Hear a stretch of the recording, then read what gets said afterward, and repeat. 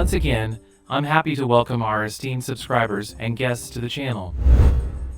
No one prevents you and I from keeping passwords to various services both in the real world and in the virtual world. For example, the password to your account can be any word order of a book you only know on your library shelf. But to take that book off the shelf every time would not be very convenient. Consequently, we need a compromise between securely storing passwords and the convenience of using them in everyday life. And that is exactly the kind of compromise that password managers offer. A sort of encrypted database with all our passwords to all services and systems. And all we need to know is the encryption key. It goes without saying that programs of such kind should be characterized by the highest degree of security, have earned a reputation among the free community for flawless operation, be distributed under free licenses, and keep a database of passwords on the user's device locally rather than turning into an online service of a commercial corporation. Most importantly, their code must be very clear and simple to avoid any potential vulnerabilities. Based on these criteria, for me personally, I've selected a favorite from the world of password managers called Pass. And since many of you asked to cover this topic in comments, today we are going to talk about it in details. Pass is basically a bash script of a few lines of code that operates the GNU PG utility used to encrypt GPG. This way all our passwords are protected with asymmetric encryption, which is considered by many to be more secure than popular symmetric encryption algorithms such as AES. It's fair to say it's slower and not suitable for large databases, but since our passwords are only a few dozen characters, it's not critical for us. To understand how Pass works, I think that at first we have to explain how GNU PG works in our system. To encrypt something, we initially need encryption keys. We can generate these with the GPG full-gen K command.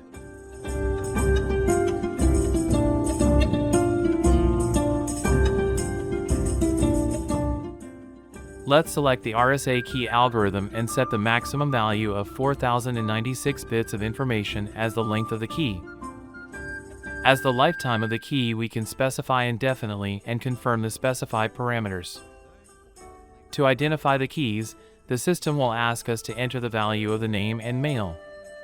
They can be absolutely any, including the ones that are not real. All this is not critical for the functionality of the keychain. This information can only be used to identify the encryption keys. We also need to set a password for access to the encryption keys themselves. This password will not take part in the PGP encryption itself, but is just an extra layer of security so that nobody can get access to our encryption keys. To make the encryption keys as unique as possible, the system will ask us to enter random data, be it a keystroke on the keyboard or a mouse movement. All of this information will also take part in the generation. After we've gone through all those steps, we can verify that the keys have been generated by issuing a GPG with the key, and the system will give us all the public keys. As you can see, our key has been created. If we give the same command, but we capitalize the key, the answer to our request will be all the private keys. And as you can see, it is present here too. For those who have forgotten how asymmetric encryption works, the public keys allow us to encrypt the data, and the private keys allow us to decrypt it. And knowing only one of the keys, it is impossible to get the other. Well, using the generated keys, let's encrypt a file with this content, for example. To do that, let's give the following command, which you can see on your screen, where we basically make the GPG utility encrypt the file using our encryption key. After that, a new, already encrypted file will be created in our working directory, and we will not be able to read its original data without our encryption key.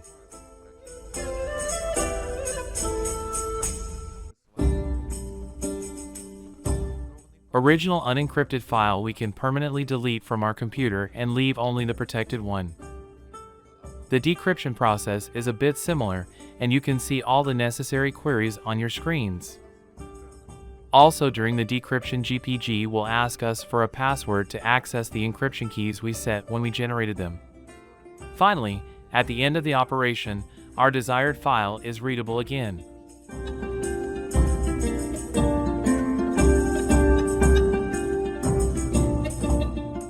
As you see, everything is incredibly simple, and as I think most of you have already figured out, the Password Manager Pass is nothing more than a script which automates all of these steps.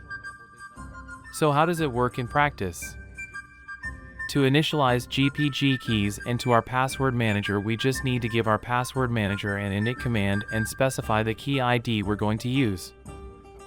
Create our first password with the pass insert command and the name of the new password, which will be used to find it in the database in the future. We enter our password twice and we're done. Now we can just give the pass command and see the whole list of our passwords. To decrypt the password and see it, just give the pass command with the password ID. And as you can see, everything works fine. Each password will be stored in a separate file in the pass store directory, and if necessary we can back up all of them, copy them to another device, or even publish them to the Git repository, because nobody can decrypt them without access to our secret GPG keys. By the way, the GNU PNG itself allows us to export our GPG keys, for example, so that our passwords can be decrypted and encrypted on other devices, or so that they're not lost if our hard drive fails. To export a public key we use the GPG export command, and to export a private key we use the secret key export. As you can see, everything works just fine. To remove encryption keys from GPG, we can use the delete case and delete secret case command respectively. To import the keys back into GPG, we do the same with the import command. As you can see, there is nothing complicated at all.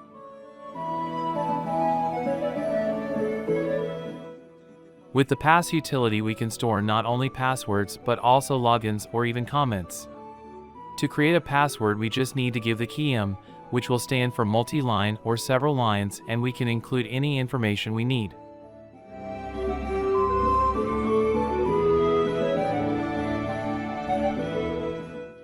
The Pass Password Manager can also generate its own passwords from random characters.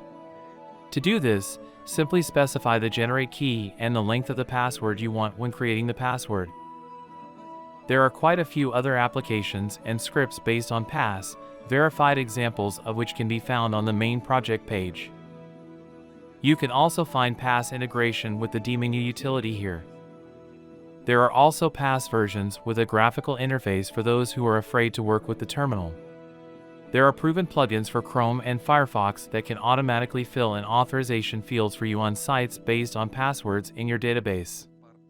There are passports for even non-free operating systems and even applications for Android. They all have the same operating logic, which we have analyzed today. The only difference is the visual content. And for those who use other password managers, there are special scripts that allow you to convert your entire old database, however large it may be, into a password database encrypted with your GPG encryption keys in one command. All of this is designed to make your migration as easy as possible. To sum it all up, my personal opinion is that I have chosen Pass as my primary password manager because, firstly, I trust asymmetric encryption a bit more, although it is unlikely that anyone would even be interested in my passwords. Secondly, Pass is just 700 lines of Bash language code that any user without any programming knowledge could audit and make sure that there are no backdoors.